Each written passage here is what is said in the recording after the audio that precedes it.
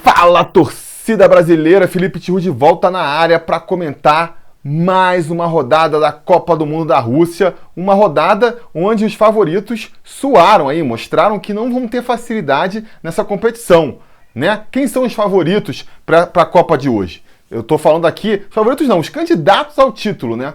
Quem a imprensa aí e os sabichões estão botando como candidatos ao título. Pelo que eu vi por aí, me corrijam se eu estiver errado, o pessoal está botando o Brasil, a Alemanha, a Espanha e a França como favoritos ao título. E fora esses, a Bélgica, pela excelente geração belga, né? E a Argentina, porque porque a Argentina, é uma equipe de tradição, tem bons jogadores e tem o Lionel Messi, que se não for o melhor jogador do mundo, é no mínimo o segundo melhor jogador do mundo. Então, por conta disso, a Argentina e a Bélgica também estão aí nesse bolo, um pouquinho abaixo, mas nesse bolo aí de seleções que podem levar o título dessa Copa do Mundo. E essas seleções, até agora, estão tendo dificuldade. A Espanha, na sexta-feira, empatou com Portugal, que não dá para dizer que é um tropeço. Um time que tem aí o Cristiano Ronaldo, empatar com um time que tem o Cristiano Ronaldo não é um tropeço? Pode até não ser. Mas ninguém está falando que Portugal tem chance de ser campeão. E a Espanha está como favorita. Então, o natural seria que eles tivessem vencido, né? E nesse sábado, então, pior ainda, a França penou para conseguir ganhar da Austrália e a Argentina nem isso. Só ficou no empate com a Islândia. Então, daí você já tira a dificuldade que esses times estão tendo, né? Em duas partidas que foram, inclusive, muito similares. Tanto a França quanto a Argentina enfrentaram equipes aí que vieram bem fechadinhas lá atrás, cujo sistema defensivo é o ponto forte. As duas conseguiram, apesar disso, sair na frente do placar. As duas vacilaram e deixaram o adversário empatar logo em seguida. E aí, a única diferença é que a França ainda conseguiu, lá no finalzinho, a vitória e a Argentina não, né? Bricou até o final e acabou ficando só no empate com a Islândia mesmo. Apesar disso, eu acho que nenhuma dessas duas equipes está ameaçada. Eu ainda acho que França e Argentina vão conseguir se classificar, vão passar em primeiro dos seus grupos, mas fico alerta aí, precisam melhorar. Se apresentarem o futebol que apresentaram nesse sábado, não vão muito longe na Copa. Principalmente a Argentina, eu acho, porque, assim, ofensivamente falando, as equipes precisam melhorar. Tanto França quanto Argentina tem bons jogadores no banco. Às vezes você muda uma peça, às vezes você pega um melhor jogador ali, tipo o Messi, jogou mal hoje, perdeu o pênalti e tudo. No próxima partida ele já está numa melhor fase, já consegue se encontrar melhor em campo, já faz a diferença na frente. Agora, defensivamente, é mais complicado, é mais difícil de você arrumar um sistema defensivo. E a gente viu a Argentina, principalmente, com uma defesa muito fraca. A Islândia, que não se caracteriza por ser um time super ofensivo, conseguiu penetrar com muita facilidade na defesa da Argentina. E nem é um problema de peças individuais que não dão conta, é um problema do sistema defensivo mesmo, que não está encaixado. Então isso é mais problemático. Por conta disso, eu acho que a Argentina aí está com mais problemas para conseguir fazer uma boa Copa do que a França. Outro ponto para se levantar dessa rodada de sábado também foi a questão da arbitragem eletrônica aí, o árbitro de vídeo, né, que finalmente deu as caras na competição e mostrou que pode ser muito interessante. Teve ali o pênalti da França em cima do Griezmann, que muita gente acha que não foi, inclusive, e é normal também. A polêmica não vai acabar com o árbitro de vídeo, porque, principalmente essa questão de falta, né? Porque é subjetiva. Então, tocou, mas não foi com intenção. Tem sempre uma discussão subjetiva. Nesses pontos, falta, pênalti, a discussão ela não vai acabar. Se você estiver falando de bola dentro da área, bola que entrou ou não no gol, se o cara está em impedimento ou não, essas questões mais objetivas, aí eu acho que o árbitro de vídeo mata a discussão. Nessa questão de falta, não vai acabar a discussão, mas vai eliminar as discrepâncias. Tipo, o jogo do Peru, por exemplo, a falta, o pênalti no Cueva, foi um pênalti claro, que ia passar batido pelo juiz se ele não tivesse sido avisado, olhado lá na telinha e visto que realmente foi pênalti. No jogo da França também, depois, o pênalti ele pediu lá com quadradinho, mas depois, no empate da Austrália, a mão na bola lá do zagueiro, parece, pelo que o pessoal falou, que rolou também lá um sopro no ouvido do juiz. Ele não chegou a pedir para visualizar, mas parece que houve um sopro, porque ele demorou para marcar o pênalti e foi uma mão clara do zagueiro francês. Então, muito bom esse árbitro de vídeo aí. Acho que vai deixar o futebol mais justo, sem esses erros que são revoltantes para quem acompanha o futebol, né? Você vê seu time sendo prejudicado dessa maneira. Podia até ter botado o árbitro de vídeo, por exemplo, naquele lance lá do gol da Espanha. O Pepe sofreu a falta e o juiz não quis ver, não quis pedir a arbitragem. Teve ainda por cima, no caso da França, o gol com a bola entrando, que também poderia causar uma discussão. Não é uma tecnologia nova, já tinha na última Copa, mas agora tem um lance do relógio apitar ali. Então é mais uma coisa que agiliza o futebol, porque muita gente estava com medo de que o árbitro de vídeo fosse quebrar o ritmo da partida, não quebrou, foi mais rápido que causar discussão. Por exemplo, esse lance do gol. Acho que foi no jogo contra da Espanha, que a bola bateu na trave também e não entrou. Os jogadores da Espanha já foram para cima do árbitro e aquilo ali poderia ser uma confusão de 10 minutos parado, porque a Espanha reclamando que tem que ser gol, Portugal falando que não é. Com a arbitragem eletrônica, o cara virou batendo no relógio, meu relógio não apitou, então não foi gol, e acabou a discussão. Não tem como o jogador ficar pedindo, entendeu? Então, na verdade, a arbitragem eletrônica está até agilizando mais a partida. Eu achei muito interessante. Se funcionar assim para os outros campeonatos, quando chegar aqui no Brasil, essa tecnologia no Campeonato Brasileiro for dessa maneira, eu acho que vai ser muito interessante, e já está sendo interessante para a Copa do Mundo aí. Falando dos outros jogos da partida aí da rodada de sábado, jogos que nem eu falei no vídeo de ontem, serviam para definir, ou para deixar bem encaminhado, quem seria o segundo colocado do grupo. E no caso, então, Dinamarca e Sérvia deram um passo bem encaminhado para conseguir essa segunda vaga, porque venceram Peru e Nigéria.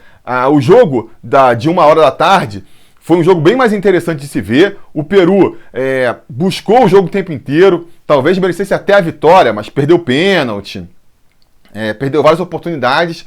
A Dinamarca foi bem mais pragmática e conseguiu sair com a vitória. Lembrou até um confronto entre país sul-americano e europeu da década de 80, 90, assim. Hoje em dia não tem mais isso, o futebol se globalizou, as pessoas se nacionalizam, os jogadores mudam de país e mudou. Mas antigamente tinha muito essa coisa, né, do futebol sul-americano sendo aquele futebol mais do drible, mais envolvente, mais moleque, mais pouco objetivo, e o futebol europeu sendo aquele futebol mais duro, mais defensivo, muita disciplina tática, mas também bem mais pragmático e bem mais objetivo. E isso foi um resumo do que foi o jogo de hoje, né? Peru bateu, tentou, conseguiu de todas as maneiras, driblando na categoria, criando as oportunidades, mas a Dinamarca soube se segurar bem lá atrás, jogou por uma bola e na oportunidade que teve, fez o gol, saiu na frente aí com 3 pontos e deixou muito bem encaminhada a sua classificação para as oitavas de final. O jogo de 5 horas já foi, de 4 horas, melhor dizendo, já foi um jogo bem ruim tecnicamente. Eu acho que nem a Nigéria, nem a Croácia mostraram muita vontade de ganhar, foi um jogo burocrático.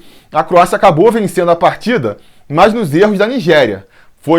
Conseguiu o primeiro gol numa bola de escanteio, que 2 croatas conseguiram cabecear a bola e nenhum nigeriano entrou no meio, e depois a bola ainda ia para fora e um nigeriano tratou de botar lá para dentro e fazer um gol contra. Uma fatalidade, enfim, mas mais erro da Nigéria, repito, do que mérito da Croácia. E no segundo tempo, ainda fez um segundo gol num pênalti ridículo do zagueiro nigeriano, abraçou o croata assim, um lance que eu espero também que com a arbitragem de vídeo acabe. Porque, nesse caso, nem precisou de arbitragem de vídeo, né? O Sandro Meirahit lá, o juiz brasileiro que estava apitando o jogo, nem precisou de árbitro de vídeo para apontar o pênalti. Mas os caras ainda fazem esse tipo de pênalti grosseiro porque, eventualmente, um juiz não marca, eles acham que podem se safar. Espero que com a arbitragem de vídeo sendo disseminada por todo o futebol, sempre que um cara faça isso, seja marcado pênalti, e aí os zagueiros ponham na cabeça que não é para ficar abraçando atacante dentro da área, porque isso pode dar problema, e espero que o arbitragem de vídeo sempre dê problema, né?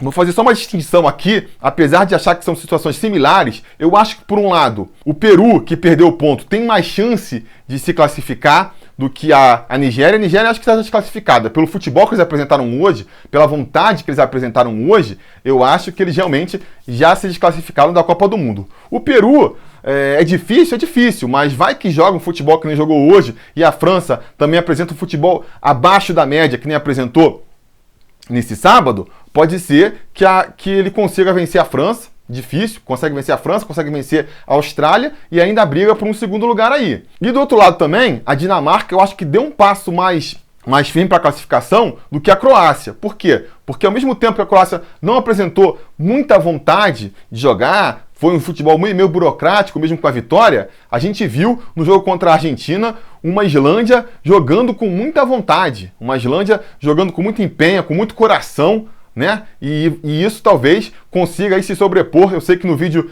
de ontem eu falei que achava a Islândia a favorita para ficar em último do grupo, mas agora estou mudando de ideia. Eu acho que todo mundo já estava torcendo pela Islândia, depois do jogo de hoje vai torcer ainda mais. Foi uma bela partida da Islândia, né? A gente tem que ver os dois lados da moeda aí. Foi um jogo ruim da Argentina? Messi não jogou bem, a Argentina teve vários problemas defensivos? Com certeza. Mas tem um outro lado da questão também, que foi uma Islândia muito esforçada, botando o coração em campo, jogando com muita vontade, apesar das limitações, né? No segundo tempo você viu o time já estava cansado, mas não se entregava, os caras conseguiram segurar as pontas até o final, então tá merecendo, né?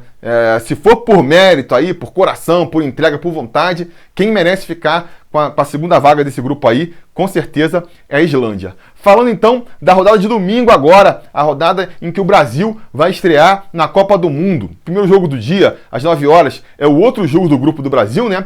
Então vamos falar até...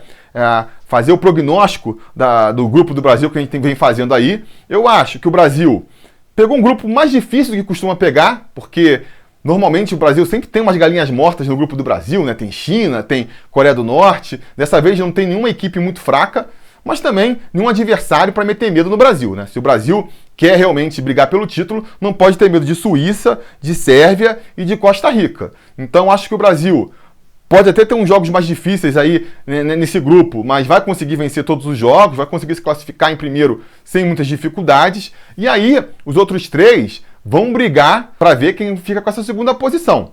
Se eu for chutar aqui, vou dar a minha opinião, que nem sempre estou dando. Eu acho que Suíça fica em segundo, Sérvia fica em terceiro e Costa Rica fica em quarto. Mas para ficar tudo embaralhado aí e dar qualquer outra ordem nesse grupo, não custa nada. Eu acho que as seleções são meio equivalentes aí. Então, esse jogo de 9 horas vai servir, por um lado, para a gente ver como é que vão ser os próximos adversários do Brasil, como é que eles vão se comportar, e para as próprias seleções, é uma briga importante, decisiva, por essa segunda vaga. Quem vence a partida de hoje dá um passo grande para conseguir essa vaga, e principalmente quem perde fica numa situação muito complicada.